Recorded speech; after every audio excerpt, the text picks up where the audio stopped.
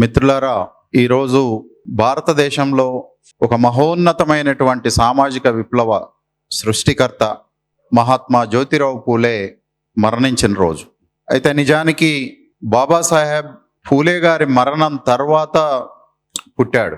అంటే డైరెక్ట్గా రిలేషన్ లేకుండా మనిషిని కేవలం ఫోటోలో మాత్రమే చూసే అవకాశము బాబాసాహెబ్ అంబేద్కర్కి దొరికింది. అయినప్పటికీ ఏడ క్లాస్ లేదు, మీటింగ్ లోపల వినే అవకాశము దొరకలేదు. కానీ ఒక వీరుడు చేసినటువంటి యుద్ధాన్ని గత చరిత్రనంతా తవ్వుకుంటే ఆ తవ్వకాల్లో నుంచి పూలే గురించి అంబేద్కర్ తెలుసుకొని నా గురువు అని ప్రకటించుకున్నాడు. అంటే teacher is not there in the class room.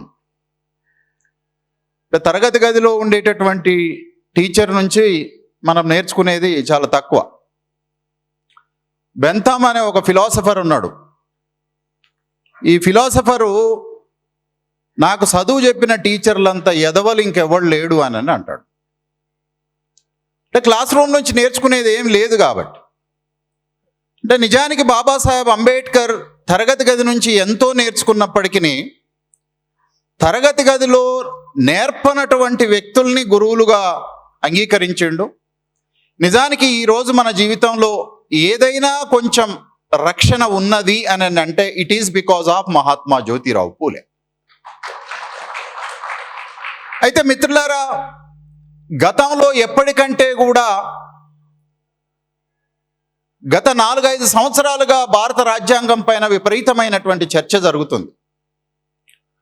నాకు తెలిసి ఇంత చర్చ రాజ్యాంగాన్ని రాస్తున్నప్పుడు రాజ్యాంగ సభలో కూడా జరగనంత విపరీతమైనటువంటి చర్చ ఇప్పుడు జరుగుతుంది. ఆ సభలో చర్చకు సుమారు 2700 చిల్లర సవరణలను ప్రతిపాదిస్తే ఈ 2700 సవరణలన్నిటికీ ప్రశ్నలకన్నింటికీ సమాధానం చెప్పినటువంటి ఒకే ఒక్క వ్యక్తి బాబాసాహెబ్ అంబేద్కర్. 7 సభ్యులు అక్కడ డ్రాఫ్టింగ్ కమిటీ మెంబర్స్ ఉన్నప్పటికీ ఒకే ఒక్క వ్యక్తి 2 సంవత్సరాల 11 నెలల 18 రోజులు ఆన్సర్ చేశాడు. అంటే దీనికి చాలా ఓపిక ఉండాలి. కేవలం ఓపిక మాత్రమే ఉంటే సరిపోదు, దానికి సంబంధించినటువంటి జ్ఞానం కూడా ఉంటే తప్ప మనం ఆన్సర్ చేయటం అనేటటువంటిది అసాధ్యం. అయితే మిత్రులారా, ఇక్కడ మీరు పేరేం పెట్టుకున్నారు? రాజ్యాంగ రక్షణ దళ్. నా అభిప్రాయం లోపల ఇది రాజ్యాంగ రాక్షస దల్గా మారకపోతే మీరు రాజ్యాంగాన్ని కాపాడలేరు. Because I strongly believe that రాక్షసులు ఈ భూమిని కాపాడటం కొరకు ప్రయత్నం చేశారు. ఆర్యులు ఈ భూమిని ధ్వంసం చేయటం కొరకు ప్రయత్నం చేశారు. ఒక 2-3 రోజుల క్రితం లేదా గత ఏడాది కాలంగా ఢిల్లీ నగరం అంతా కూడా కాలుష్యంతో కంపు కొడుతూ ఉంది, ప్రమాదాలు జరుగుతూ ఉన్నాయి, శ్వాసకోశ సంబంధ వ్యాధులు వస్తూ ఉన్నాయి అని చెప్పి మాట్లాడుతూ ఉన్నారు. అత్యున్నత న్యాయస్థానము ద్వారాల్ని తట్టితే దాన్ని ఆపేటటువంటి మార్గాలకు సంబంధించి మేమేమి ఇప్పుడు చెప్పలేము అని చెప్పానని అన్నారు. కానీ Tataki according to ancient mythological stories, Tataki అనేటటువంటి ఒక మహిళ కొన్ని వేల సంవత్సరాల క్రితం ఈ దేశం లోపల పర్యావరణాన్ని ధ్వంసం చేస్తుంటే ఆ ధ్వంసాన్ని నుంచి ఈ భూమిని ప్రకృతిని కాపాడుకోవడం కొరకు ఒక యుద్ధం చేసింది. ఆమె ఒక దళంలాగా మారిపోయింది. ఇప్పటికీ మనము ఆ పర్యావరణాన్ని, ఈ భూమిని, ఈ నేచర్ని ధ్వంసం చేసేటటువంటి దానికి వ్యతిరేకంగా మనల్ని మనం కాపాడుకోవాల్సిన దాని గురించి మాట్లాడుతున్నాం. అయితే మిత్రులారా, 2 రీసెంట్ ఇన్సిడెంట్స్ గత 2 రోజులుగా నా మెదడు పైన విపరీతమైనటువంటి ఆందోళనని క్రియేట్ చేస్తున్నటువంటి 2 విషయాల గురించి నేను ప్రస్తావిస్తాను. ఒకటి, 39 సంవత్సరాల క్రితము ఒక వ్యక్తి 100 రూపాయల అవినీతికి పాల్పడ్డాడు అని చెప్పి తీసుకుపోయి వాడిని జైల్లో పడేసేశారు. ఈ మధ్యనే కోర్టు ఏం జడ్జిమెంట్ ఇచ్చింది అని అంటే 39 ఇయర్స్ తర్వాత అతను ఆ 100 రూపాయల అవినీతికి పాల్పడలేదు కాబట్టి జైలు నుంచి విడుదల చెయ్యండి అని అన్నారు. 100 రూపాయల అవినీతికి ఒక వ్యక్తి 39 సంవత్సరాల కారాగార జీవితాన్ని అనుభవించాడు. ఇది రాజ్యాంగం నడుపుతున్నటువంటి వ్యక్తులు, రాజ్యాంగాన్ని రక్షించడం కొరకు ప్రయత్నం చేస్తున్నటువంటి సంస్థలు అవి ఎట్లా పనిచేస్తున్నాయో దాని ఆధారంగా ఒక వ్యక్తి అవినీతికి పాల్పడలేదు అని 39 సంవత్సరాలు పట్టింది నీకు తీర్పునివ్వడానికి. రెండవ విషయము, ఈ మధ్య కాలం లోపల మధ్యప్రదేశ్ అనేటటువంటి రాష్ట్రంలో ఒక బడా కార్పొరేట్, బ్రాహ్మణ బనియా కార్పొరేటు ఇవాళ ఈ దేశం లోపల లక్షల కోట్ల రూపాయల వ్యాపారాన్ని నిర్వహిస్తుంది. మీకు అందరికీ తెలుసు, అర్ధరాత్రి నిద్రలో లేపి అడిగినా సరే ఈ దేశాన్ని దోసుకునేది ఎవరు అని అంటే అదానీ, అంబానీ అని చెప్పేస్తా ఉన్నారు. ఈ అదానీ బొగ్గు గనుల్ని ప్రారంభించడం కొరకు వేల హెక్టార్ల విస్తీర్ణం కలిగినటువంటి భూమిని తన ఆధీనంలోకి తీసుకోవడం కొరకు అక్కడ ఉన్న అడవిని, చెట్లని మొత్తం కూడా నరికేస్తా ఉంటే ఇప్పుడే నేను చూశాను, ఒక మహిళ ఆ కొట్టేసిన మొండెం మీద తలబెట్టి వాళ్ళ ఇంట్లో ఎవరో చచ్చిపోయారు, ఆ లోటుని ఇంకా పూడ్చలేరు అన్నంత దీనమైనటువంటి దుఃఖకరమైనటువంటి ఏడుపుతోటి ఏడుస్తాం. సరే, మనము రోడ్డుకు అడ్డం వచ్చినాయని చెట్లు కొట్టేసేస్తా ఉన్నాం. మన అభివృద్ధి జీవితం లోపల అడ్డం వచ్చేటటువంటి ప్రతిదాన్ని ప్రకృతితో సహా మనం ధ్వంసం చేసుకుంటూ పోతా ఉన్నాం. కానీ ఈ మహిళ పెద్దగా చదువుకున్నామే కాదు, ఆమెకు జేఎన్యూ డిగ్రీలు లేవు, ఢిల్లీ యూనివర్సిటీ డిగ్రీలు లేవు, ఇక్కడ కూర్చున్నటువంటి అడ్వకేట్స్ లాగా హైకోర్టులలో ప్రాక్టీస్ చేసేటటువంటి వాళ్ళు కాదు, నాలాగా యూనివర్సిటీ లోపల ఉపన్యాసాలు ఇచ్చేటటువంటి వ్యక్తులు కాదు. ఒక సాధారణమైనటువంటి స్త్రీ ఈ ఆధునిక ప్రపంచంతో, సైన్స్ టెక్నాలజీతోటి, ఈ దేశపు యొక్క జీడిపి అభివృద్ధితోటి ఎటువంటి సంబంధం లేని ఒక సాధారణమైనటువంటి ఆదివాసీ మహిళ చెట్టుని నరికేసేస్తే కుటుంబం లోపల ఉండినటువంటి ఇంటి పెద్ద మరణించినంత దుఃఖంతో ఏడుస్తా ఉన్నారు. ఇట్లాంటి సందర్భం లోపల మనము రాజ్యాంగాన్ని ఎట్లా రక్షించుకోవాలి అనే చర్చ జరుగుతుంది. దీనికన్నింటికంటే ముఖ్యంగా మావోయిస్టు ఉద్యమాన్ని మార్చి లోపల అంతం చేస్తాము అని అన్న తర్వాత ఇంకా చర్చ ఎక్కువ జరుగుతూ ఉంది. అంతం చేస్తా అని అన్నవాళ్ళు ముందుకు తీసుకొస్తున్నటువంటి వాదన ఏంటిది అని అంటే, రాజ్యాంగము కేవలం రాజ్యాంగాన్ని రెస్పెక్ట్ చేసే వాళ్లకు మాత్రమే అమలవుతుంది. ఇది ఒక వాదం. రెండవది ఏంటిది అని అంటే, నువ్వు రాజ్యాంగాన్ని అంగీకరిస్తున్నావు కాబట్టి అంగీకరించేటటువంటి వాళ్ళు, రాజ్యాంగం ప్రకారం పరిపాలన చేసేటటువంటి వాళ్ళు, మీరు మొదట రాజ్యాంగాన్ని గౌరవించండి అని చెప్పని అంటా ఉన్నారు. అయితే మిత్రులారా, ఈ రెండు వైపులా ప్రాబ్లం కనిపిస్తా ఉంది. అసలు ఇప్పుడు మనం అర్థం చేసుకోవాల్సిన విషయం ఏంటిది అని అంటే, రాజ్యాంగానికి ఎవరి నుంచి ప్రమాదం ఉంది, ఏ రూపం లోపల ప్రమాదం ఉంది, ఆ తర్వాత మాత్రమే మీరు దాన్ని ఎట్లా కాపాడుకోవాలి, ఎందుకు కాపాడుకోవాలనే విషయాన్ని మనం అర్థం చేసుకోగలుగుతాం. ఇప్పుడు రాజ్యాంగానికి ఎవరు ప్రాబ్లము? అసలు ఈ రాజ్యాంగాన్ని 1948లో రాసే నాటికి ఈ రాజ్యాంగం వద్దు, ఇట్లా ఉండొద్దు అని మాట్లాడినటువంటి వాళ్ళు ఎవరు? మనం చాలా సందర్భాల లోపల చాలా గొప్పగా మనం చెప్పుకుంటా ఉన్నాం. ఈ దేశపు రాజ్యాంగాన్ని బాబాసాహెబ్ అంబేద్కర్ ఒంటి చేత్తోటి నిర్మించిండు. ద కాన్స్టిట్యూషనల్ ఆర్కిటెక్చర్ అని మాట్లాడుతూ ఉన్నాం మనం. ఆ విషయం లోపల కూడా గొడవలు ఉన్నాయి. బాబాసాహెబ్ అంబేద్కరే ఒక్కడే రాజ్యాంగాన్ని రాశాడా? రాజ్యాంగ సభలో ఉండినటువంటి సభ్యుల యొక్క అంగీకారం చేత బాబాసాహెబ్ అంబేద్కర్ ఈ రాజ్యాంగాన్ని రాశాడా? అయితే బాబాసాహెబ్ అంబేద్కర్ కూడా ఈ రాజ్యాంగాన్ని తను రాశాడా, మిగిలిన వాళ్ళు రాశాడా అనేటటువంటి విషయాల్ని ప్రస్తావించి ఉన్నాడు.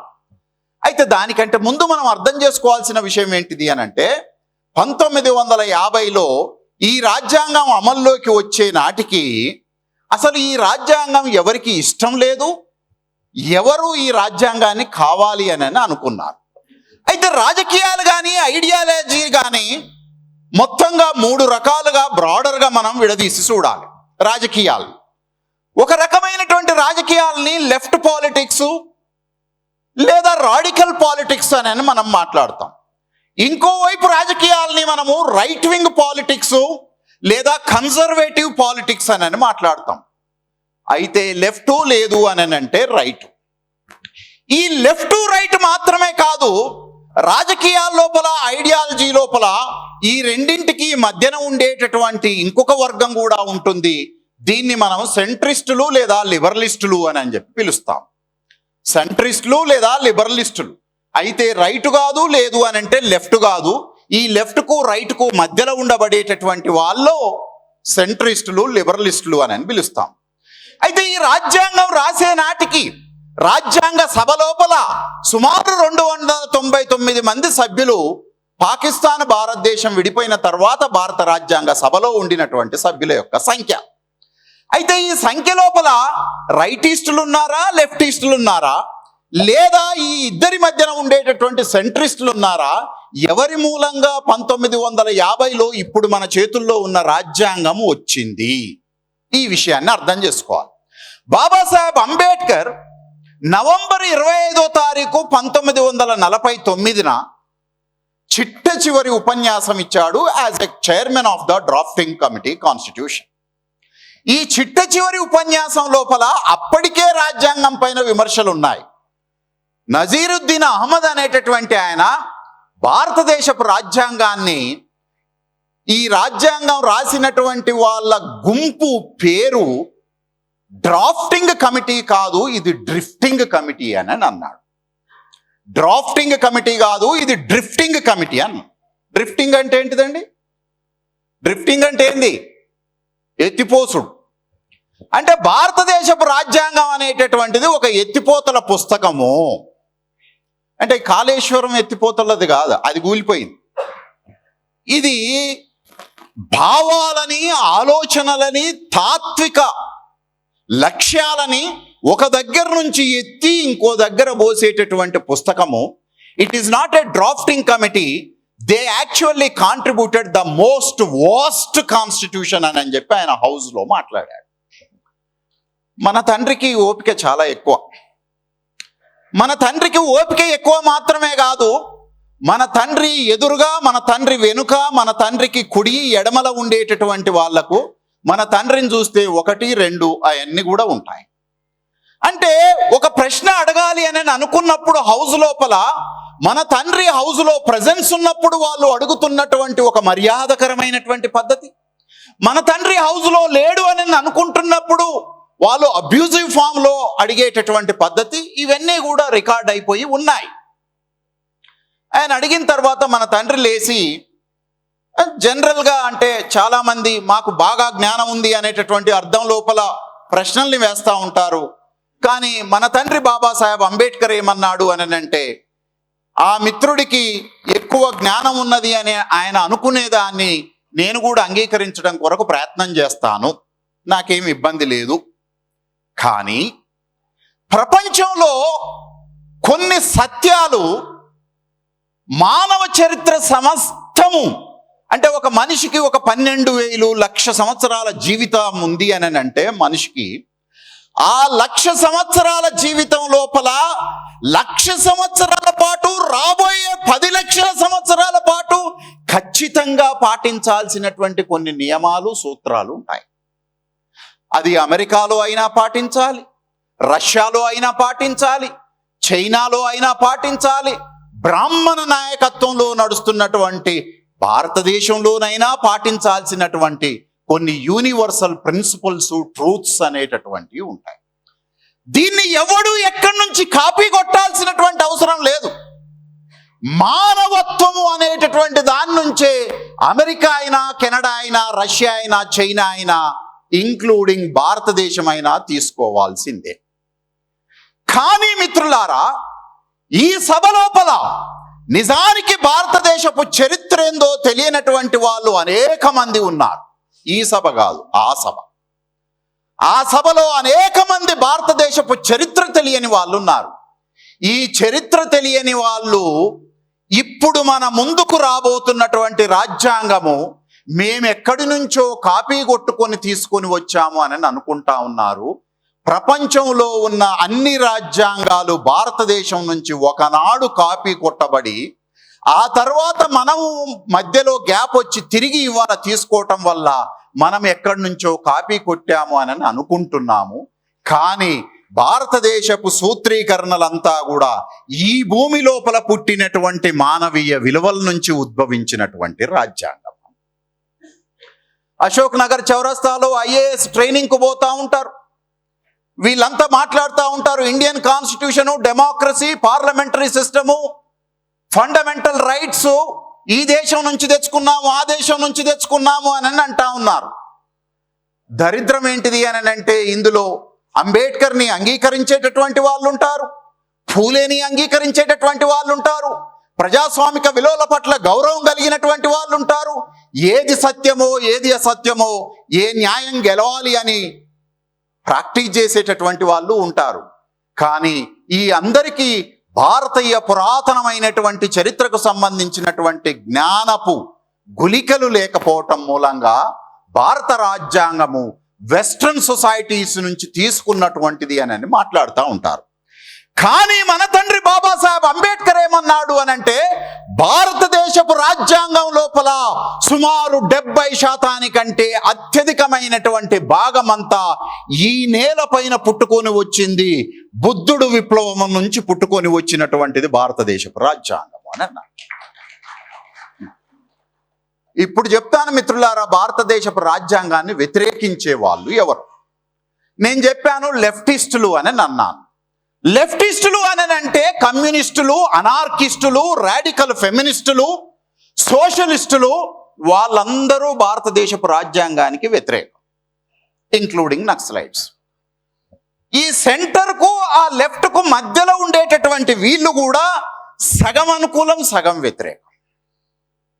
ఆ తర్వాత ఇటువైపు right wing, they are called as the conservative traditionalist. వాళ్ళ ఆలోచన ఏంటిది అని అంటే ఈ రాజ్యాంగము భారతీయ సమాజాన్ని మొత్తం కూడా ఆధునికత పేరుతోటి, స్వేచ్ఛ పేరుతోటి మానవ జీవితాన్ని దుర్మార్గపు వెస్ట్రన్ సొసైటీస్లోకి పట్టుకొని పోతా ఉంది. కాబట్టి దీన్ని మనం తిరిగి వెనకకు తీసుకొని రావాలి అని రైటిస్టులు భావిస్తారు. ఒకడేమో దీన్ని వెనకకు తీసుకొని పోవాలంటుండు, ఒకడేమో ఇంకా దీన్ని ముందుకు తీసుకొని పోవాలి అని అంటుండు. కానీ ఈ మధ్యలో ఉండినటువంటి లిబరల్ అనేటోడు, సెంట్రిస్ట్ అనేటోడు ఏం చేసిండనంటే we cannot go for the left, we cannot go for the right because these two are sudden shifts. మనం ఇప్పుడు 2వ అంతస్తులో ఉన్నాం. లిఫ్ట్ ఎక్కిపోతే బాగుంటుంది, మెట్లతోటి పోతే కాళ్ళ నొప్పులు వస్తాయి. ఇదంతా ఎందుకు, నేను చాలా బాగా ఆరోగ్యంగా ఉన్నాను, నా వయసు 25 మాత్రమే అని 2వ ఫ్లోర్ నుంచి 1st ఫ్లోర్కు, గ్రౌండ్ ఫ్లోర్కు జంప్ చేసినాం అనుకో, ఏమవుతుందండి? ఏమవుతుంది? భూమి కంపిస్తుందా? పానం పోతుంది, రైట్? సో నీకు జ్వరం ఉన్నది కదా అని 360 డోలో వేసేసుకున్నావు అనుకో, దాని ఎఫెక్ట్ వేరే రకంగా ఉంటుంది. So Babasaheb Ambedkar, the path is always the middle path. Middle path is a philosophical approach of the Buddhist and Jain philosophy. ఈ మిడిల్ పాత్ అనేటటువంటిది భారతదేశపు రాజ్యాంగంలో ఉన్నది. దీన్ని వీళ్ళు క్రిటిసైజ్ చేయటం ఏ రకంగా చేశారు అని అంటే లెఫ్టిస్టులు, రైటిస్టులు భారతదేశపు రాజ్యాంగాన్ని it is a liberal constitution అని అన్నారు. The Indian constitution is a liberal constitution. ఇది రాసినోడు లిబరల్ బూర్జువా ఇంటలెక్చువల్. నీ తండ్రి పేరేంది? నీ తండ్రి పేరేంటిది? నీ తండ్రికి వాళ్ళు ఇచ్చినటువంటి ట్యాగ్ లైన్ ఏంటిది అని అంటే లిబరల్ బూర్జువా ఇంటలెక్చువల్. అంటే ఇది ఇంగ్లీష్లో ఉన్నది కాబట్టి 3 పదాలు ఇంగ్లీష్లో ఉన్నాయి కాబట్టి మనకు పెద్దగా అర్థం కాదు. ఒక రకంగా చెప్పాలి అని అంటే వీళ్ళ ఆధ్వర్యం లోపల ఇంతకంటే పెద్ద తిట్టు ఈ భూమి మీద, ఈ ప్రపంచం మీద ఉండదు. నీ తండ్రిని అంత పెద్ద మాట అన్నారు. అయితే మిత్రులారా, ఇక్కడ మనం అర్థం చేసుకోవాల్సింది వాళ్ళు వ్యతిరేకించరు, వీళ్ళు వ్యతిరేకించరు.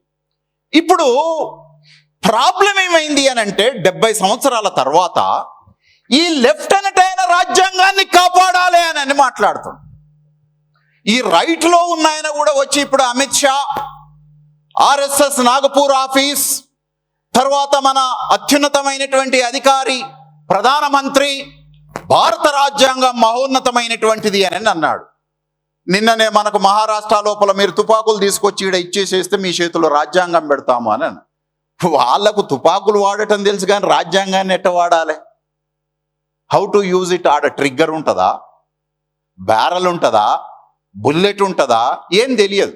ఎందుకు అనంటే మనము విప్లవాన్ని కేవలము బ్యారెల్ గన్లో నుంచి మాత్రమే చూసినటువంటి ఒక రాజకీయ ఆలోచనలో నడిచినటువంటి వాళ్ళు. విప్లవం అనేది పదం రూపంలో ఉంటుంది, ఆ పదాల కూర్పుతోటి చేసినటువంటి ఒక రాజ్యాంగం రూపంలో ఉంటుంది విప్లవం అన్న సంగతి ఈ నేలకు తెలియదు. వాళ్ళకి ఇచ్చిరు, సరే ఇచ్చినోడెవడనే సంగతి వాడు కూడా ఒక వ్యతిరేకి.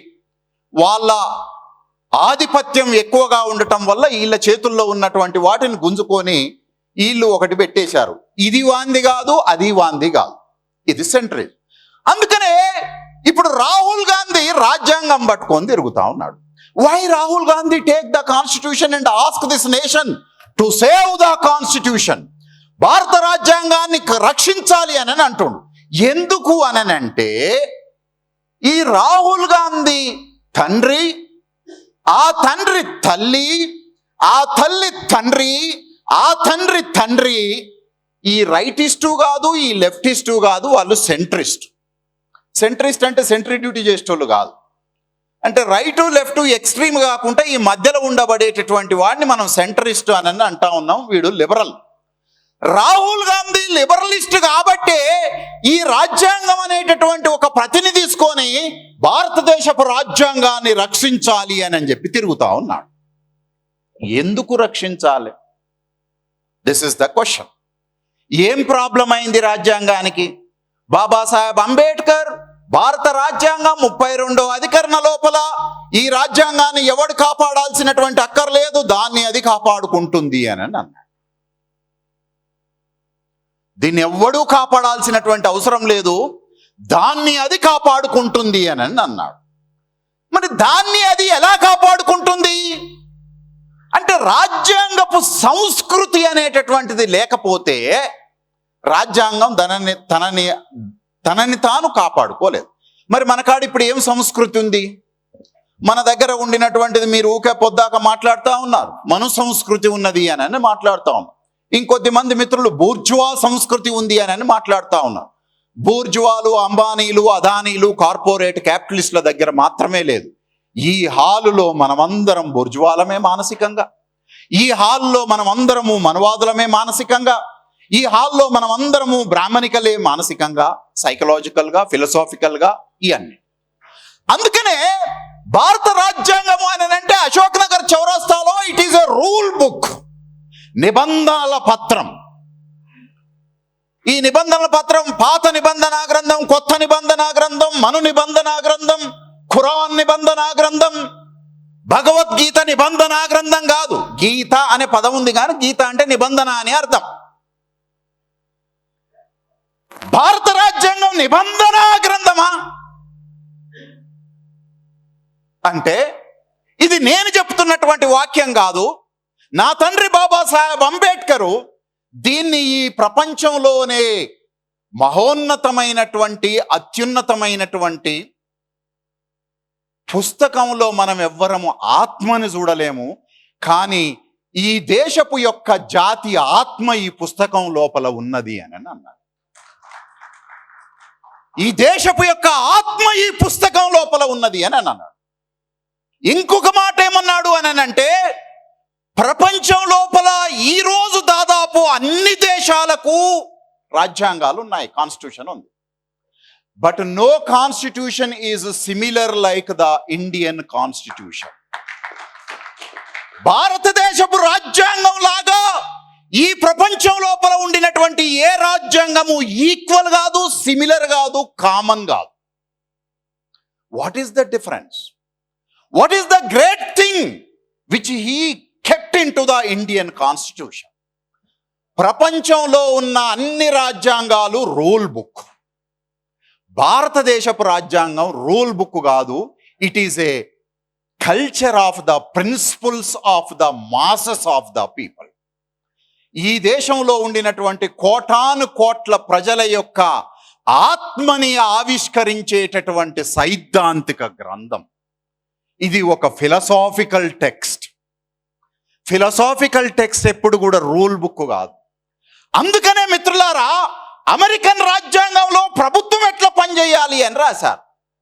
రష్యన్ రాజ్యాంగం లోపల మనుషులు ఎట్లా తమని తాము లోబర్చుకొని ఉండాలి ప్రభుత్వానికి అని రాశాడు. కానీ బాబాసాహెబ్ అంబేద్కరు ప్రభుత్వాలు ప్రజలకెట్లా లోబడి ఉండాలి అని రాసినటువంటి గ్రంథం భారత రాజ్యాంగం. The beauty of Indian constitution you cannot see in any other constitution of this world. అందుకనే ఒక ఆయన పెద్ద మనిషి the corner stone of Indian constitution అనే ఒక బుక్ రాశాడు. మిత్రులు ఎవరని చెప్తారా పేరు? The corner stone of Indian, I'm unable to recollect his name. ఆయన ఏమన్నాడు అని అంటే, భారత రాజ్యాంగం 1950 అనేటటువంటిది 3000 సంవత్సరాల భారతదేశ చరిత్రలో this is the first social document అని అన్నా.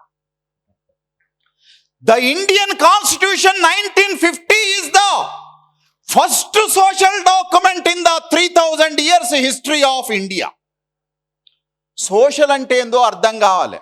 మనం 1 నుంచి 10వ తరగతి దాకా అందరం సోషల్ చదివాం. కొంచెం ఎక్కువ మంది హాల్ లోపల ఇప్పటికీ సోషల్ చదువుతా ఉన్నాం. కానీ ప్రాబ్లం ఏంటిది అని అంటే, అసలు సోషల్ ఏంటిదో మనకు తెలియదు. ఈ సోషల్ అనేటటువంటి పదాన్ని మనం చాలాసార్లు ఎవరికి ఇవ్వకూడదో వాళ్ళకు కూడా ఇస్తూ ఉంటాం. దానికి ఒక ఉదాహరణ ఏంటిది అని అంటే, హిందూ సమాజం అని అంటాడు. హిందూ సమాజం ఎట్లయితుంది? హిందూ సమాజం కాదు కదా. ఇది నేను చెప్పలే, నా తాత మహాత్మా జ్యోతిరావు పూలే చెప్పాడు, నా మునితాత బుద్ధుడు చెప్పాడు, నా తండ్రి బాబాసాహెబ్ అంబేద్కర్ చెప్పాడు, నా పెద్దనాయన పెరియార్ చెప్పాడు. హిందూ అనేటటువంటిది సమాజం కాదు, క్రైస్తవ సమాజం, ఇస్లామిక్ సమాజం, బ్రాహ్మణ సమాజం. ఆయన ఎవరో బ్రహ్మ సమాజం అని పెట్టిండు. బ్రహ్మ దగ్గర సమాజమే లేదు, బ్రహ్మ సమాజం ఎట్లా? ఆర్య సమాజ్. అసలు యాక్చువల్గా ఈ బ్రాహ్మణులు సృష్టించినటువంటి ఏ ఆర్గనైజేషన్ స్ట్రక్చర్ లోపల సోషల్ క్యారెక్టర్ లేదు. But they used the title Arya Samaj, Brahmo Samaj, Ananda Samaj, ఇంకేదో కృష్ణ సమాజ్, సమాజ్ పెడతారు. ఈ అమ్మ మనమేమో దల్ అని పెట్టుకున్నాం. ఏం పెట్టినాం మనం? దళం అని పెట్టినాం, రైట్. వాడేమో సమాజం అని పెడతా ఉన్నాడు. బాబాసాహెబ్ అంబేద్కర్ సామాజిక లక్షణాలు లేని బ్రాహ్మణ వర్గం గురించి చెప్తూ all the Indians are anti social అని అన్నాడు. అసాంఘిక శక్తులు అని అంటే కాలేజీ గ్రౌండ్లో కూర్చొని బీర్ దాగి, సిగరెట్లు దాగి, మందు దాగి, అక్రమ సెక్స్ చేసేటటువంటి వాళ్ళని మనం యాంటీ సోషల్ ఎలిమెంట్స్ అని అంటుండు. All the Indians are anti social elements according to doctor Babasaheb Ambedkar. There is no society. ఏంటిది సొసైటీ అని అంటే? ఏంటిది సొసైటీ అని అంటే, ద కామన్ షేర్డ్ కల్చర్ ఎక్కడుంటుందో అక్కడ సమాజం ఉంటుంది. ద కామన్ షేర్డ్ కల్చర్ ఎక్కడ ఉంటుందో అక్కడ సమాజం ఉంటుంది. బాబాసాహెబ్ అంబేద్కర్ రచనలు 22 పుస్తకాలు, 17 వాల్యూమ్స్ ఉన్నాయి. మీరు లైన్ టు లైన్ చదవండి. అంబేద్కర్ పొరపాటున కూడా ఏ ఒక్క లైన్లో కూడా హిందూ సొసైటీ, బ్రాహ్మణ సొసైటీ అని రాయలే. కాస్ట్ హిందూస్ అని రాశాడు. ఏం రాసిండు? కాస్ట్ హిందూస్ అని రాశాడు. కుల హిందువులు. హిందూ అనేది సమాజం కాదు, హిందూ యొక్క బేసిక్ న్యాచురల్ ఎలిమెంట్ అనేటటువంటి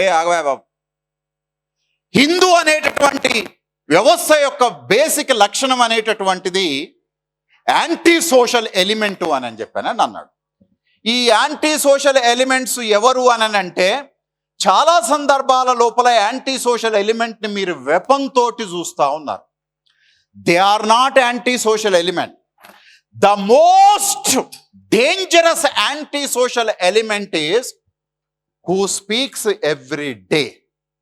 ప్రతిరోజు ఎవడైతే మాట్లాడుతూ ఉంటాడో వాడు యాంటీ సోషల్ ఎలిమెంట్. ఎవరు మాట్లాడతారు ప్రతిరోజు? పొద్దున్నే లేవగానే ఎవరు మాట్లాడతారు ప్రతిరోజు? బ్రాహ్మడు మాట్లాడతాడు. మీరు అన్ని న్యూస్ ఛానల్స్ పెట్టండి. The morning there is a live telecast in all the news channels. Brahmin will interpret not just God. నువ్వు దేవుణ్ణి మాత్రమే ఇంటర్ప్రిట్ చేస్తే నాకేం ప్రాబ్లం లేదు. నరేష్కి ఏమైనా ప్రాబ్లం ఉంటే ఉందేమో. వాడు గాడ్ని మాత్రమే ఇంటర్ప్రిట్ చేస్తే నాకేం ప్రాబ్లం లేదు. నాకు ప్రాబ్లం ఉంది ఏంటిది అని అంటే, దేవుడిని ఇంటర్ప్రిట్ చేసే పేరుతోటి నువ్వు కులాన్ని జస్టిఫై చేస్తున్నావు. దేవుడిని ఇంటర్ప్రిట్ చేసే పేరుతోటి నువ్వు జెండర్ ఇన్ఈక్వాలిటీని జస్టిఫై చేస్తున్నావు. దేవుడిని ఇంటర్ప్రిట్ చేసే పేరుతోటి నువ్వు రిజర్వేషన్ని జస్టిఫై చేస్తున్నావు. దేవుడిని ఇంటర్ప్రిట్ చేసే పేరుతోటి నువ్వు పాలిటిక్స్ని జస్టిఫై చేస్తా ఉన్నావు. దేవుణ్ణి ఇంటర్ప్రిట్ చేసే పేరుతోటి నీ మూక దాడిని ఇంటర్ప్రిట్ చేస్తా ఉన్నావు, జస్టిఫై చేస్తా ఉన్నావు. భారత రాజ్యాంగం అనేటటువంటిది సివిలైజ్డ్ ప్రజలు, అంటే సివిలైజ్డ్ అంటే నాగరికమైనటువంటి మనుషులు అరాచకంగా ప్రవర్తించకుండా ఉండటానికి ప్రతిదీ ఒక పద్ధతి ప్రకారం జరగడం కొరకు మనము రాసుకున్నటువంటి ఒక గ్రంథం రాజ్యాంగం. ఇది ఒక సూత్రీకరణ. అందుకనే మీరు చూడండి, ప్రపంచంలో చాలా రాజ్యాంగాలకు ప్రియాంబుల్ లేదు. ఇండియన్ కాన్స్టిట్యూషన్కు ప్రియాంబుల్. ఈ ప్రియాంబుల్కు లక్ష్యాలు ఉన్నాయి, లక్ష్యాల ప్రకటన ఉన్నది. ఏమున్నది? ఈ రాజ్యాంగం జస్టిస్, న్యాయాన్ని సాధించటం కొరకు, ఈ రాజ్యాంగం సమానత్వాన్ని తీసుకొని రావడం కొరకు, ఈ రాజ్యాంగం మనుషులందరినీ ఈక్వల్గా చూడటం కొరకు, ఈ రాజ్యాంగం ప్రతి మనిషికి ఒక గౌరవాన్ని, ఒక డిగ్నిటీని ఇస్తుంది అనేటటువంటి విషయాన్ని చెప్పి, I challenge any legal expert, I challenge any politician, I challenge any interpreter, I challenge any journalist. నీ కాడ దమ్ముంటే ఇండియన్ కాన్స్టిట్యూషన్ అంత మహోన్నతమైనటువంటి ప్రియాంబుల్ ఈ భూమి మీద ఎక్కడున్నా పట్టుకొని రా, నేను ఛాలెంజ్ చేస్తా. I have a capacity to challenge that.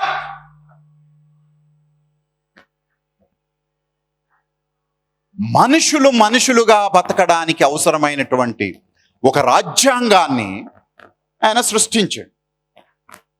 ఇది ఒకవేళ బహుశా డ్రాఫ్టింగ్ కమిటీ చైర్మన్ అంబేద్కర్ కాకుండా రాజాజీనో, మదన్ మోహన్ మాలవ్యానో, నెహ్రూనో, పటేలో, లేదా వినోబా భావేనో, చివరికి పివి నరసింహారావో అయ్యి ఉంటే వాళ్ళు ఖచ్చితంగా వేదము, భగవద్గీతని వాళ్ళే ధ్వంసం చేసి ఆ రాజ్యాంగాన్ని నెత్తిన పెట్టుకొని తిరుక్కుంటూ ఉండేవాళ్ళు. ఇది ఒక దళితుడు రాసి. నువ్వు ఎంత ఉన్నతమైనటువంటి మానవీయ విలువ, మొరాలిటీ ఆ టెక్స్ట్ లోపల ఉన్న దీన్ని రాసిన వాడు అంటరాని నా కొడుకు. అరే బాబు, మా అయ్యే మొత్తం రాయలేదు. మా అయ్యే ఆ హౌస్లో ఏం చెప్పిండు అని అంటే, నేను లేబర్ వర్క్ చేసిన దీనికి అని అన్నాడు. నా తండ్రికి శరీరంలో ఉండేటటువంటి ప్రతి పార్టుకు ఒక జబ్బు ఉండే, కానీ మీ శరీరాలు అన్నీ బాగా ఉండి మీ మెదడుకు జబ్బు ఉంది. నా తండ్రికి శరీరం అంతా జబ్బుండి ఈ మెదడుకు మహోన్నతమైన జ్ఞానం ఉన్నది. మీ మెదడులు పని చెయ్యవు అని మీకు మీరు డిసైడ్ చేసుకున్న తర్వాత ఈ దేశమంతా వెతికితే 30 కోట్ల మంది ప్రజల్లో ఒక్కడికి కూడా బుద్ధి, జ్ఞానము, మెదడు లేదు. ఇది ఆగిపోయింది, దీనిలో పెండ ఉంది, ఉత్సవం ఉంది అని మీకు మీరు డిసైడ్ చేసుకున్న తర్వాత మిమ్మల్ని పెండ ఉత్స బుద్ధిలో నుంచి ఒక అమృతం లాంటి, sorry for using that Amrutham, right, ఒక మెడిసిన్ని ఇచ్చేటటువంటి ఒక టెక్స్ట్ని నా తండ్రి క్రియేట్ చేసిండు. అందుకనే ఈ దేశంలో ఇప్పుడు బ్రాహ్మణం మీకు సెయింట్ కావాలా డాక్టర్ కావాలా తెలుసుకోవాలని అన్నారు. నా తండ్రి డాక్టర్. ఈ దేశానికి పట్టినటువంటి జబ్బుని శాస్త్రీయంగా డయాగ్నోసైజ్ చేసి డాక్టర్ ఎట్లయితే ఒక మెడికల్ ప్రిస్క్రిప్షన్ ఇచ్చిండో, నా తండ్రి ప్రిస్క్రిప్షన్ ఇచ్చిండు ఈ దేశానికి.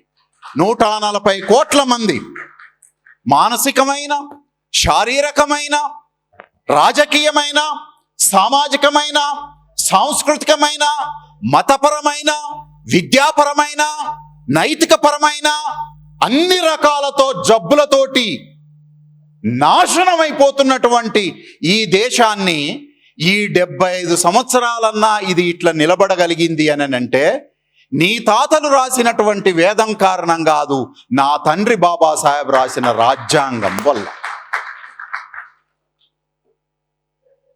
రైట్ మిత్రులారా? అయితే యాక్చువల్గా నా టైము 1/2 అవరే, ఐ హోప్ 1/2 అవర్ అయిందని అనుకుంటున్నాను. చాలా విషయాలు చెప్పాల్సి ఉండే. ఎందుకు నేను ఈ మాట మాట్లాడుతున్నంటే, రాజ్యాంగాన్ని రక్షించాలి. మరి ఫస్ట్ రాజ్యాంగం ఏంటిదో తెలవాలి, ఎవడు రాజ్యాంగానికి గోతులు తవ్వుతుండో తెలవాలి. వాని కోసం మనం రోజు పోస్టులు పెడుతుంటాం.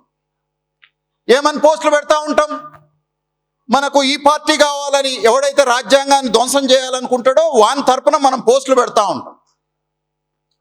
కాబట్టి వాడు రాజ్యాంగాన్ని కూల్చిటోడెవడో, రాజ్యాంగాన్ని నాశనం చేసేటోడెవడో మనకు తెలియకపోతే నువ్వు రాజ్యాంగాన్ని ఎట్లా రక్షిస్తావో నీకు తెలియదు.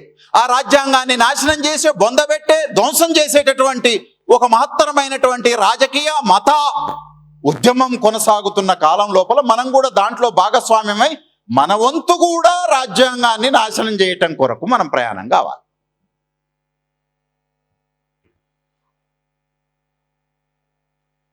Fundamental rights. ఒక్క విషయం చెప్తాను. మనిషి అంటే ఈ హైదరాబాదులో అయితే దేశంలోనే హయ్యెస్ట్ డయాబెటిక్ ఉంది. నేను కూడా డయాబెటిక్ పేషెంట్నే. బహుశా బిర్యానీ రోజు 3 పూటలు తినటం వల్ల ఒకటి కావచ్చు. Of course I don't eat biryani everyday, monthly ఒకసారి ఎప్పుడన్నా తింటా. అయితే మిత్రులారా, మనిషికి ఏమి అవసరము అని అన్నప్పుడు మనిషికి తిండి అవసరము, కట్టుకోవడానికి బట్ట అవసరము. ఆ బట్టలకు సంబంధించి ఒక కంపెనీ ఉన్నది, the complete man tag line. The complete man అంటే మనిషి పరిపూర్ణత్వానికి చేరుకున్నాడు. ఏం బట్టల కంపెనీ అది? రేమాండ్స్. అబ్బా, మీరు అదే అడుగుతారా? Right. Raymond's the complete man. పరిపూర్ణమైనటువంటి మనిషి ఎవడంటే రేమాండ్ బట్టలు తొడిగితే పరిపూర్ణం. అయితే బట్టలల్లో పరిపూర్ణానికి చేరుకోవాలని కోరుకునేటోళ్ళు, తిండి తినడం ద్వారా పరిపూర్ణత్వానికి చేరుకోవాలని కోరుకునే ఒక బ్యాచ్, రోజు కనీసం 90 అయినా ఏకపోతే ఈ జీవితం వృధా అని కోరుకునే పరిపూర్ణత్వం ఇంకొకటి. ఏడ స్త్రీ దొరుకుతుందా, ఎక్కడ బండుకుందామా అని వెతికేటటువంటి ఇంకొక పరిపూర్ణత్వపు బ్యాచ్, తోలు పరిపూర్ణత్వపు బ్యాచ్ ఒకటి. అయితే ఇవేవి మనిషికి పరిపూర్ణత్వాన్ని ఇవ్వలేవు. ఏమి పరిపూర్ణత్వాన్ని ఇస్తుంది మనిషికి అని అంటే స్వేచ్ఛ ఇస్తుంది. స్వేచ్ఛ ఇచ్చేటటువంటిది ఈ భూమి మీద, ఈ భూమి ఆవిష్కరించమో లేకపోతే పరిణామం లోపల స్వేచ్ఛ ఇచ్చినంత పరిపూర్ణత్వాన్ని ఇంకేది ఇయ్యదు. నేను ఒక ఉదాహరణ చెప్తాను. Babasaheb Ambedkar many times he quote J S Mill, John Stuart Mill. ఈ జాన్ స్టూవర్ట్ మిల్ అనేట ఆయన స్వేచ్ఛ గురించి మాట్లాడుతూ ఒక విషయం గురించి మాట్లాడాడు. అది మనందరికీ కూడా వర్తిస్తుంది. ఏం వర్తిస్తుంది అనంటే, అత్యంత తృప్తి చెందిన పంది కంటే కూడా తృప్తి కలగని మానవ జీవితం ఉన్నతమైనటువంటి. అత్యంత తృప్తి చెందిన పంది కంటే కూడా తృప్తి చెందని మానవ జీవితం ఉన్నతమైనటువంటి. అత్యంత తృప్తి చెందిన మనిషి కంటే కూడా అసలు తృప్తి అనేదే లేకుండా మరణించినటువంటి సోక్రటీస్ జీవితం మహోన్నతమైనటువంటి.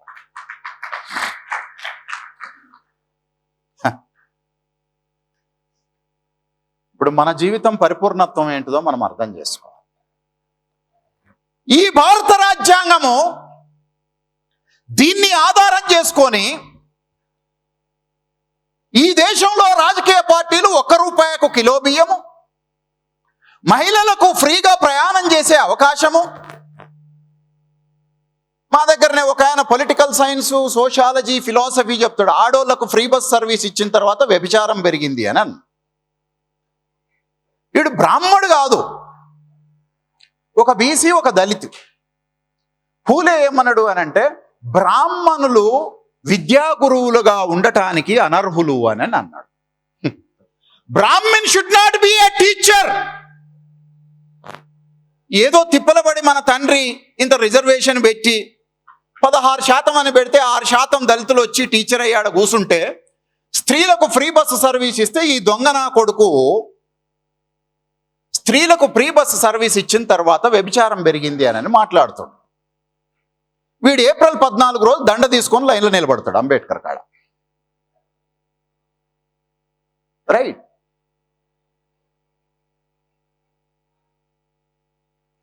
ఈ భారత రాజ్యాంగము పునాదిగా ఇవాళ దేశం అంతటా ₹1 ఫ్రీగానో బియ్యం ఇస్తా ఉంది. తమిళనాడు లోపల ఫ్రీ రేషన్. ఈ భారత రాజ్యాంగం వల్ల విద్య ఖచ్చితంగా ఉచితంగా అందబడాలి అని చెప్పబడింది. నేల మీద నడవడానికి చెప్పులు తీసి నెత్తిన పెట్టుకొని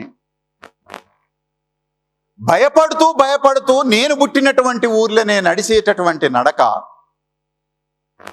నా తండ్రి బాబాసాహెబ్ అంబేద్కర్ తరగతి గదిలో అందరూ కూసుంటే, డోర్ అవతల కూసుంటే, ఈ తరగతి గదిలో కూసున్న నా కొడుకులు ఎవరు ఈ దేశపు చరిత్రను నిర్మించే దాంట్లో ఒక్కని పేరు నేను వినపడలే.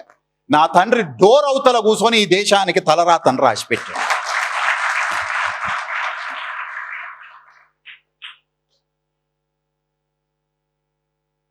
నీకు బువ్వ పెట్టాడు.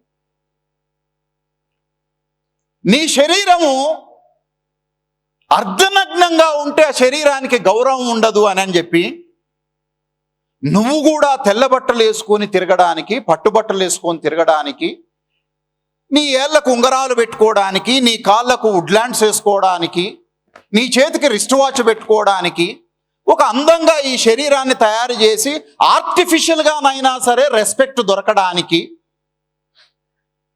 నీ తండ్రి భారతదేశపు రాజ్యాంగం రాసి ఇక్కడ పుట్టిన ప్రతి ఎదవ కూడా ఇతరులతోటి సమానము అని చెప్పిండు. అంటే ఎట్లా చెప్పిండు అంటే 3000 సంవత్సరాలపు దేశపు తలరాతని మార్చినటువంటి బాబాసాహెబ్ అంబేద్కర్కు నువ్వు ఈక్వల్. You are equal. ఎందుకు?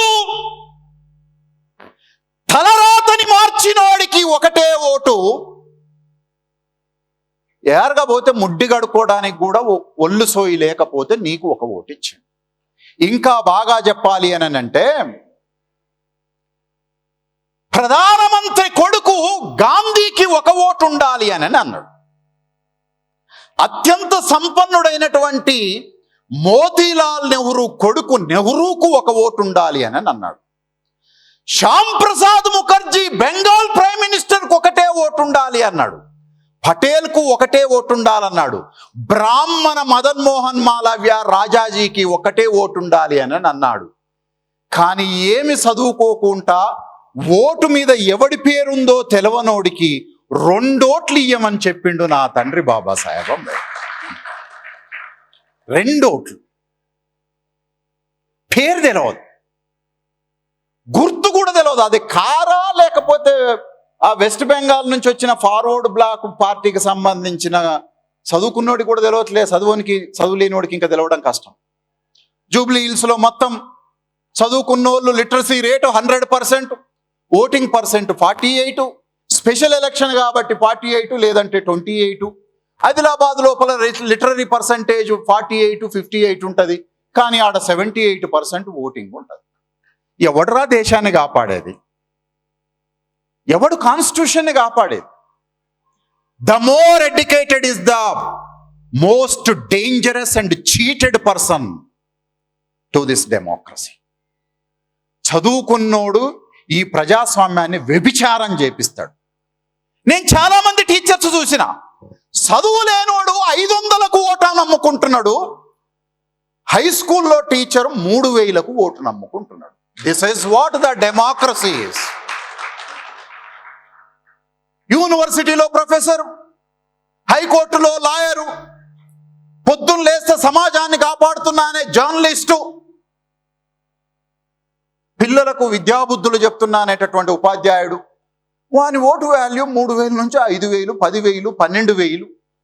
మొత్తం స్పెషల్ బస్సులు వేసుకొని ఇంటికి పోతే మా ఇంట్లో 4 ఓట్లు ఉన్నాయి, 4 16,000 ఇయ్యేనండి. This is what the educated democracy.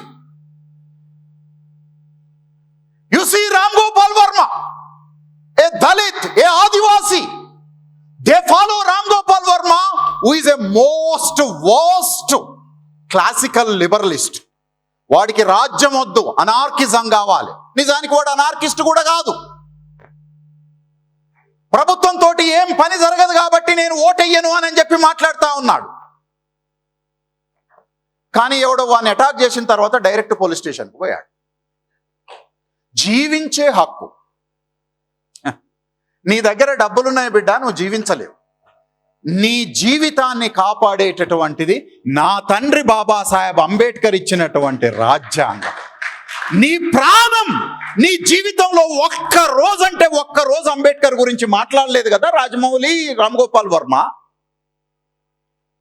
ఒక్కరోజు మాట్లాడలేదు కదా. మీరు అయన్ రాండ్ గురించి మాట్లాడతారు, మీరు నీషే గురించి మాట్లాడతారు, మీరు కార్ల్ మార్క్స్ గురించి మాట్లాడతారు, మీరు స్పినోజా గురించి మాట్లాడతారు.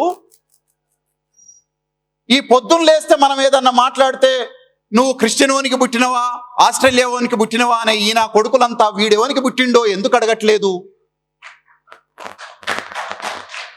ఎందుకు అడగట్లే?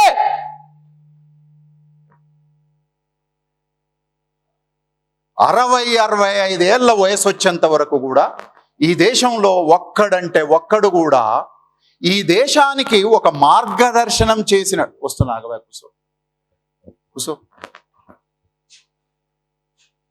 ఈ దేశానికి మార్గదర్శనం చేసినటువంటి బాబాసాహెబ్ అంబేద్కర్ని సినిమా ఇండస్ట్రీ చూడలే, యూనివర్సిటీలు చూడలేదు, జైళ్ళు చూడలేదు, కోర్టులు చూడలేదు, విద్యా సంస్థలు చూడలేదు, మీడియా చూడలేదు, రాజకీయ పార్టీలు చూడలేదు, ఎవ్వడూ పట్టించుకోలేదు. కానీ ఇవాళ ఒకనాడు నా తండ్రి పేరెత్తడానికే నీచంగా భావించినటువంటి మీరు ఇవాళ చీముడు ముక్కు గారి నువ్వు వాని ఎత్తుకుంటే ఉచ్చెప్పుడు పోస్తాడో తెలవని పోరగానికి నువ్వు ముద్దులిచ్చి ఉప్పు రుచిని చూస్తున్నావు చూడు. నీ పనికి మాలిన కంపు కొట్టే శరీరానికి ఒక గౌరవాన్ని ఇచ్చినటువంటి వాడు నా తండ్రి. అది ఈ రాజ్యాంగం ద్వారా ఇచ్చాడు. It is because of the constitution. వీళ్ళందరూ ఏమని పిలిచిర్రు అని అంటే బాబాసాహెబ్ అంబేద్కర్ని మొత్తం రాజ్యాంగం రాసినాక 25వ తారీఖు నాడు భగవాన్ అనే ఒక ఆయన మెంబరు, ఆయన ఏం పిలిచిండనంటే అంబేద్కర్ ఈజ్ మోడరన్ మను అని అన్నాడు. మీరు పొద్దున్న లేస్తే మనుని తిడుతురు కదా. ఈ భగవాన్ అనేటటువంటి constituent assembly member doctor Ambedkar is a modern Manu అని అన్నాడు. నీ తండ్రి బాబాసాహెబ్ అంబేద్కర్ మనుస్మృతిని తగలబెట్టాడు. ఆయన ఏమన్నాడు అని అంటే వాళ్ళ ఉద్దేశం కూడా చూడండి, చరిత్రని మొత్తం ధ్వంసం చేసి ఆ శిథిలాల మీద ఒక మహా అందమైన ప్రజాస్వామిక భవంతిని నిర్మిస్తే ఈ అందమైన భవంతిని నిర్మించినప్పుడు కూడా మనువుని గుర్తు చేస్తారు. అందుకనే మనం కూడా కొత్త ఇల్లు కట్టుకున్నప్పుడల్లా మనం బ్రాహ్మణ పూజ చేస్తుంటాం. కొత్త పార్లమెంట్ కట్టుకున్నప్పుడు కూడా మనం బ్రాహ్మణ పూజనే చేస్తుంటాం. కొత్త రాజ్యాంగం వచ్చిన రోజే మన తండ్రి అంబేద్కర్ని మను అని పిలవటము అని అంటే ఆయనని అవమానపరచటం. 3000 సంవత్సరాల బానిసత్వానికి ఒక విముక్తి గీతాన్ని పలికినటువంటి వాడు బాబాసాహెబ్ అంబేద్కర్. ఆ చివరి ఉపన్యాసంలో ఆయన ఒక్క మాట ఏమన్నాడనంటే, ఈ సభలో కమ్యూనిస్టులు ఉంటే ఇది మరింత విప్లవకరమైనటువంటి డాక్యుమెంట్ అయ్యి ఉండేది. వాళ్ళు ఈ హాల్లకు రాకుండా బయట గోడల దగ్గర తిరుగుతారు. సోషలిస్టులు, కమ్యూనిస్టులు, అనార్కిస్టులు అంతా బయట గోడకాడ తిరుగుతుండేది. లిబరల్ అరే నువ్వు రారా boy, turn this liberal constitution into radical revolutionary document. You give the hand in hand with Ambedkar. చేతిలో చెయ్యేసి ఒక హామీని, కేవలం నా జనానికి ఏదైనా చేస్తానికి పోదాము అని అనుకున్నాడు, రానియ్యలేదు.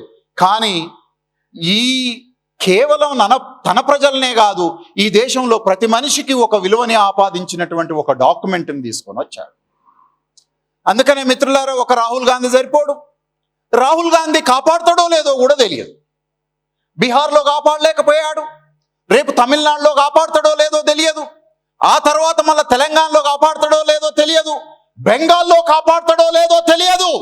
ఈ రాజ్యాంగాన్ని కాపాడాల్సినటువంటి బాధ్యత నీ మీద ఉంది.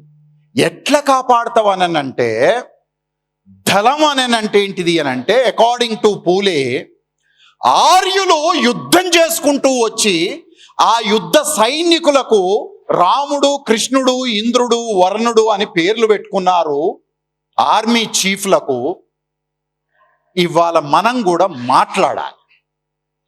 The most important powerful weapon in the world is only the word.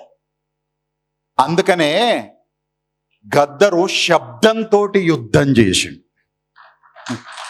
శబ్దం, the sound is the weapon. The sound is more powerful than the nuclear weapon.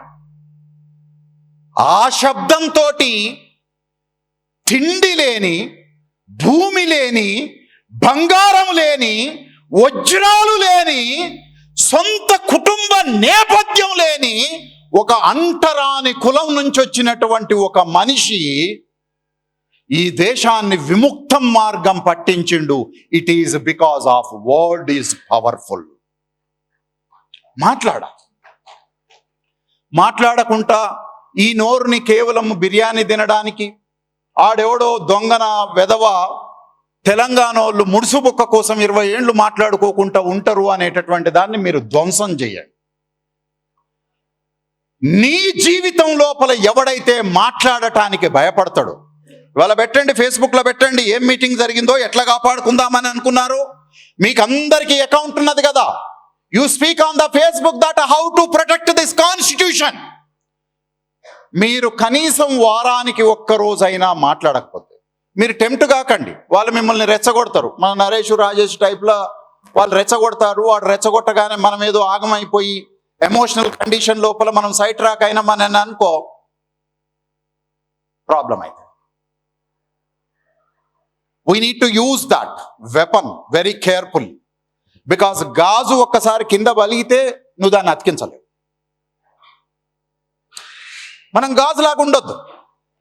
జ్ఞానం అనేటటువంటిది గాజు కాదు. మాట్లాడటం మొదలు పెట్టండి. ఈ బ్రాహ్మణీయ వ్యవస్థ రక్షించబడుతూ ఉన్నటువంటిది కేవలము బ్రాహ్మణికల్ ఇంటర్ప్రిటేషన్. ఇది క్లాస్ రూమ్లో ఉంటుంది, ఇది మీడియాలో ఉంటుంది, ఇది సినిమాలో ఉంటుంది, ఇది పుస్తకం లోపల ఉంటుంది, ఇది ఆట లోపల ఉంటుంది, ఇది మతం లోపల ఉంటుంది. మీరు మాట్లాడట్లేదు. తమిళ ఫిల్మ్ ఇండస్ట్రీ ఏమో మాట్లాడుతుంది, నువ్వు మాట్లాడవు. ఇక్కడ నీకంటూ ఒక డైరెక్టర్ లేడు, ఇక్కడ నీకంటూ ఒక జర్నలిస్ట్ లేడు, ఇక్కడ నీకంటూ ఒక టీచర్ లేడు, ఇక్కడ నీకంటూ ఒక న్యాయ కోవిదులు లేడు. ఎవరి కోసం ఎదురు చూడకండి. పెరియార్ చదువుకుంది 5వ తరగతి 6వ తరగతి, పూలే చదువుకుంది స్కూలు, ఎలిమెంటరీ స్కూల్.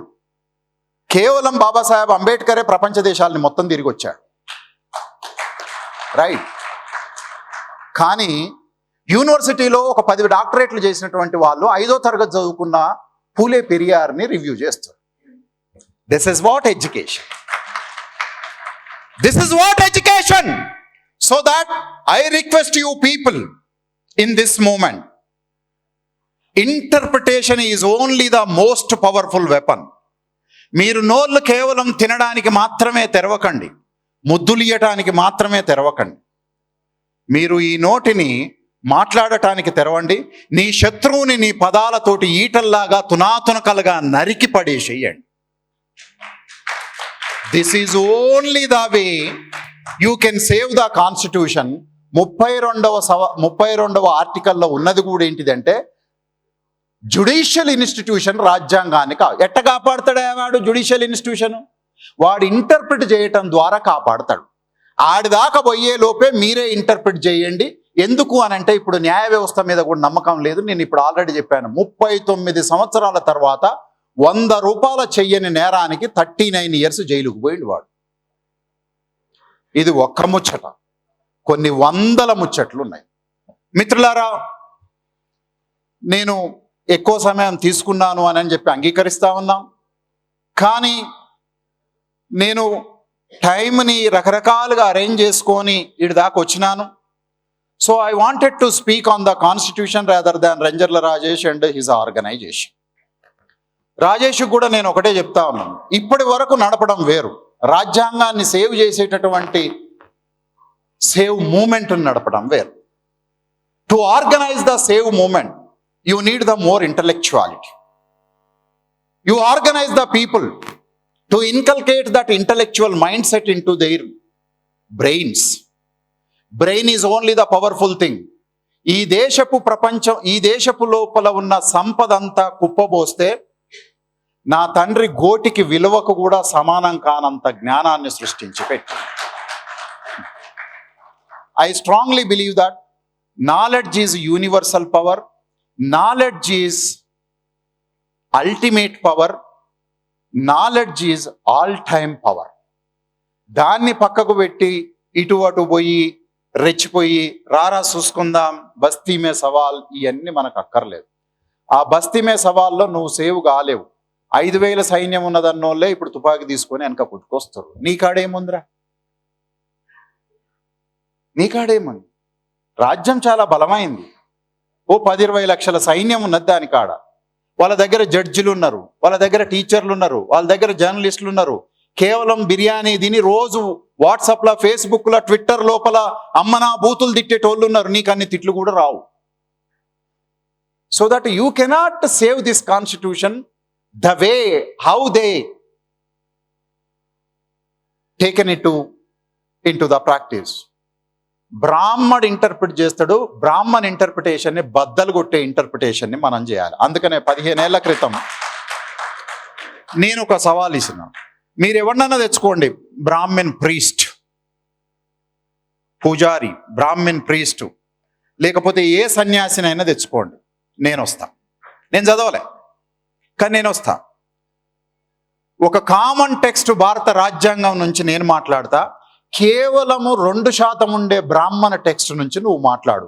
దమ్ముంటే ఈ దేశపు ప్రజల్ని ఎటువైపు నిలబెడదామనేటటువంటిది డిసైడ్ అవుతుంది. ఈ దేశాన్ని మలిచేటటువంటి క్రమం లోపల, టర్నింగ్ చేసేటటువంటి క్రమం లోపల this is only the text which guides you all the time. నిద్రలో లేచినప్పుడు, నేల మీద నడుస్తున్నప్పుడు, ఆకాశంలో విహరిస్తున్నప్పుడు, ప్రేమిస్తున్నప్పుడు, తిండి తింటున్నప్పుడు, చదువుకుంటున్నప్పుడు, శ్రమ చేస్తున్నప్పుడు, ఏ సందర్భం లోపలైనా మనిషి జీవితంలో పుట్టక ముందు నుంచి మరణించిన తర్వాత కూడా నీ గురించి మాట్లాడేటటువంటి ఒకే ఒక్క text Indian constitution. So that we need to save this constitution. I congratulate Rajesh and his team. You need to take this moment more than Rahul Gandhi, more than Modi. నిన్ననే నేను అటెండ్ అయ్యాను. భారత ప్రభుత్వం మొత్తం అన్ని చోట రాజ్యాంగాన్ని ఇంటర్ప్రిట్ చేయమని అన్నది.